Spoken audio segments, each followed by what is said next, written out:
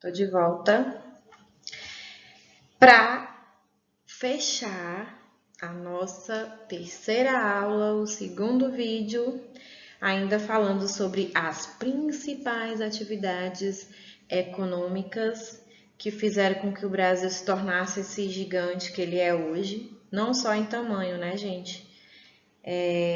O Brasil, ele tem uma riqueza muito grande, infelizmente, existe uma grande desigualdade social no nosso país e essa riqueza ela não é bem distribuída com todos os nossos habitantes, né? Uns com tantos, outros com tão pouco. E sempre foi assim. E a gente está percebendo isso quando a gente fala sobre essas atividades econômicas, né? Bom, lembrando, no vídeo anterior eu falei sobre o ciclo do ouro, né? A exploração do ouro em Minas Gerais, que acabou fazendo com que acontecesse uma série de mudanças no nosso país, né, no nosso território, que até então não era considerado país, porque ainda era colônia de Portugal, então nós vivíamos sob o regime imperial, né? A gente tinha ali o imperador, tá?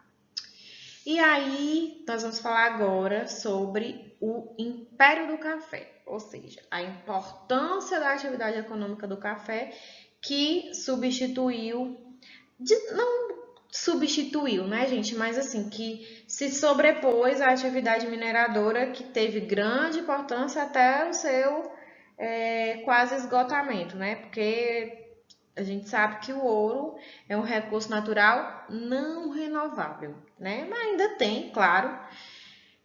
Já fazem bastante tempo, já fazem bastante séculos que esse ouro começou a ser explorado aqui no Brasil, né? Mas a gente vai mudar agora, vamos falar um pouquinho sobre o Império do Café, que foi uma outra atividade extremamente importante para o nosso país.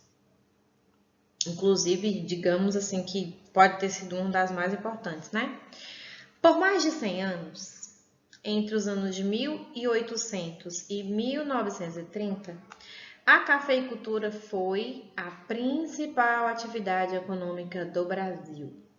O café, assim sendo, o principal produto de exportação brasileira, tá? Então, durante muito tempo, né, mais de um século, o café foi o principal produto de exportação brasileira. Vale lembrar que o café faz parte das atividades primárias, né? E até então, todas as atividades que eram desenvolvidas aqui, elas faziam parte do setor primário da economia, né? Então a gente vê aí quais são os setores primários, só para lembrar: a agricultura, a pecuária e o extrativismo. Então, todas as atividades desenvolvidas no Brasil até aqui, o início do século XX, né, 1900, foram atividades primárias. Então, até então, a base da nossa economia eram as atividades primárias. Então, a gente tinha aí o extrativismo com a extração do pau-brasil.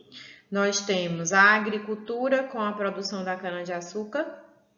Nós temos também o extrativismo com a exploração das drogas do sertão, né, no norte e no nordeste. Nós temos a pecuária, que também é uma atividade primária, né, do setor primário. Aí nós vamos ter o extrativismo do ouro e das pedras preciosas em Minas, né?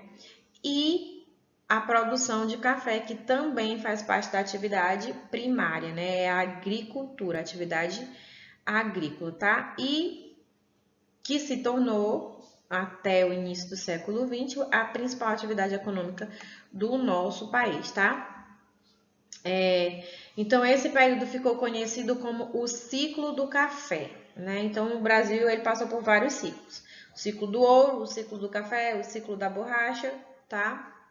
A grande procura por café no mercado internacional fez aumentar a produção no Brasil. E aí, ele se estendeu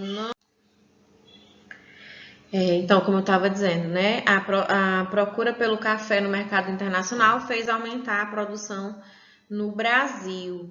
E esse café, ele não era concentrado apenas no estado de São Paulo, né? São Paulo era o principal produtor. Mas, vamos ver aqui. Do Rio de Janeiro, o café expandiu-se rapidamente, ocupando áreas do interior do território, principalmente São Paulo, Minas Gerais, Paraná e Espírito Santo. Acho que dá para vocês darem uma olhadinha aqui nesse mapa que tem aqui por trás, né? A expansão da atividade cafeeira. Então, a gente tem aqui Espírito Santo, São Paulo, uma parte aqui de Minas Gerais, né? O Paraná, tá? E o Rio de Janeiro que está aqui atrás do vídeo em que eu estou, tá?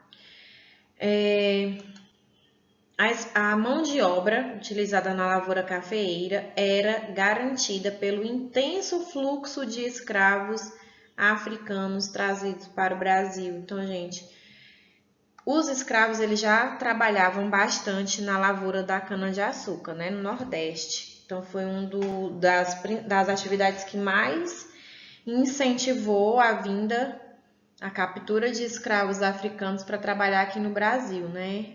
E em segundo lugar, a lavoura do café.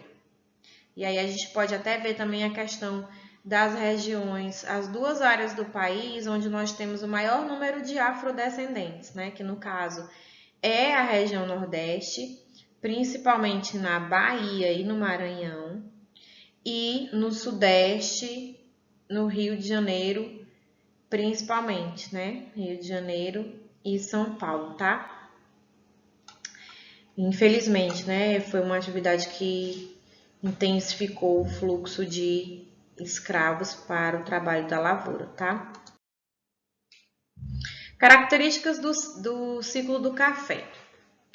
As plantações de café e a forma como a cafeicultura exercia importante papel na economia do país fez com que a região sudeste, principal produtora, alcançasse o status de principal centro político e econômico do país. Então, a gente vê que o sudeste, ele passa a ser, de fato, a região mais importante, mais desenvolvida economicamente, né? E aí é que o Nordeste, nesse período, ele perde realmente a importância econômica no país, né? Ele é deixado mais de lado, não é que ele tenha deixado de ser importante, mas ele fica em segundo plano, porque o Sudeste se destaca, principalmente a região ali de São Paulo, né, como a área econômica mais importante do país.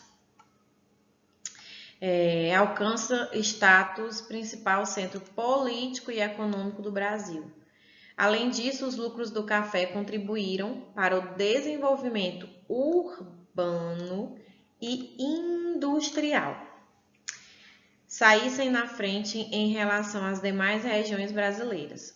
Um bom exemplo é a construção das ferrovias para o escoamento dos grãos até o Porto de Santos. Então, assim, o café, ele impulsiona também o acelerado crescimento urbano e, consequentemente, posteriormente, a gente vai ver aí na década de 30, o investimento dos cafeicultores na atividade industrial do país, dando início à industrialização brasileira, tá? Tudo isso com o financiamento, né, a grande riqueza que os cafeicultores já haviam acumulado durante o auge do ciclo do café no Brasil, tá?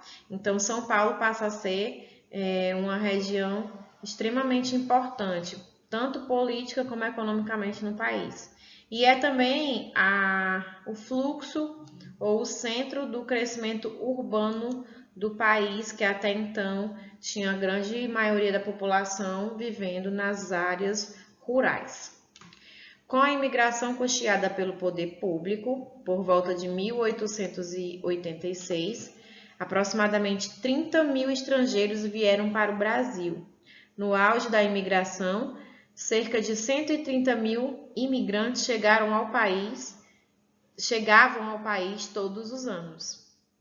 É importante lembrar que nesse período aqui a gente tem, no finalzinho, né, do período do século XIX, a gente vai ter a abolição da escravatura, que era a principal mão de obra das lavouras cafeeiras. Então, com essa independência dos escravos, o governo brasileiro começa a incentivar e a divulgar, até fazendo propagandas, principalmente na Europa, para a vinda de imigrantes para o Brasil, né? Inicialmente para trabalhar nas lavouras de café, principalmente italianos, né? Italianos, espanhóis, para trabalhar, para substituir a mão de obra escrava nas lavouras de café, tá? Os bons rendimentos do café foram cruciais para a industrialização brasileira, que, em relação aos Estados Unidos e à Europa, aconteceu de forma extremamente tardia. Só para dizer para vocês que a Revolução Industrial, né, as primeiras indústrias, elas aconteceram nos países desenvolvidos, principalmente a Inglaterra, tá, gente? Então, assim, os países mais pobres, no caso, os países subdesenvolvidos, onde nós nos encontramos, né?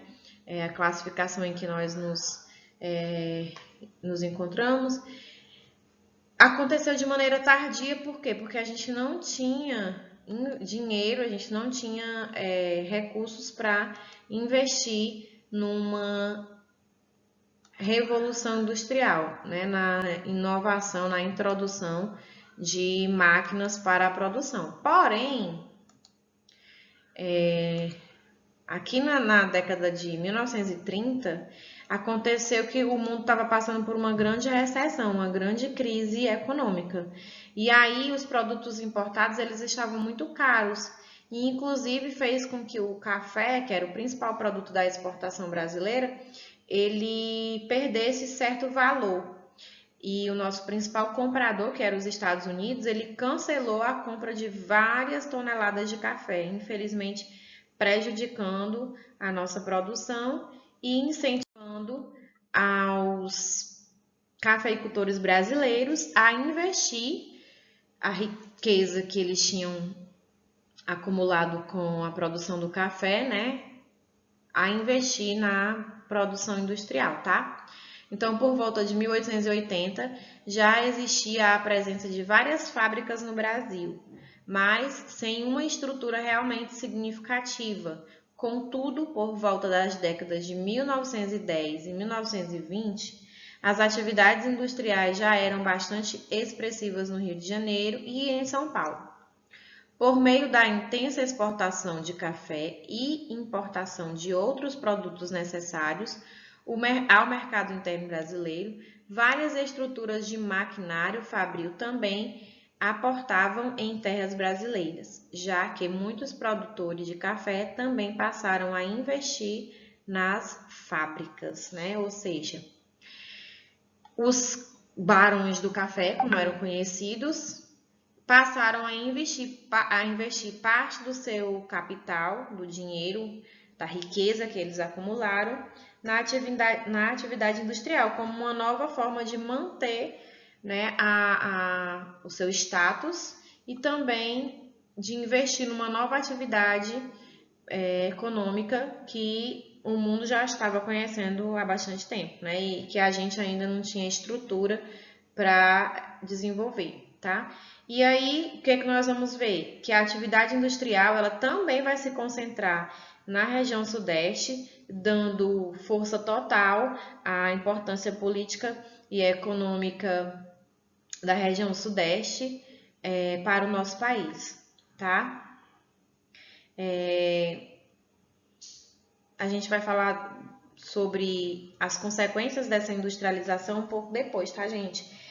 Mas a priori, a atividade industrial, ela incentivou o processo de urbanização brasileira, porque ela intensificou o êxodo rural, ou seja, a migração em massa de trabalhadores do campo que perderam, né, muitas vezes perderam os seus locais de trabalho, e em busca de melhores condições de vida e oportunidade de trabalho na indústria, tá? E aí isso favoreceu ao processo de urbanização do Brasil. Os principais tipos de atividades industriais no período estavam relacionados aos setores têxtil, produção de tecidos, de bebidas e de alimentos. A modernização agrícola contribuiu decisivamente para que a indústria se desenvolvesse no âmbito dos setores referidos. Que setores referidos, né? A indústria de tecidos, de bebidas, de alimentos. E para que houvesse estabilidade da produção industrial, também foi necessário o controle do valor da moeda brasileira, que sempre foi muito instável, né? O motivo para esse controle era não correr o risco de ter o principal produto de exportação, o café, desvalorizado no mercado internacional. Então, por vezes, o governo brasileiro priorizava o café, preterindo a atividade industrial, ou seja, priorizava o café em detrimento da atividade industrial. Esse fato demonstra que apenas na era Vargas, a partir da década de 30, é que se teve no Brasil uma política econômica realmente que favorecia, né, ao desenvolvimento industrial pleno, ou seja, precisou que houvesse a crise para que o café passasse a ser desvalorizado e o governo passasse a dar mais importância à atividade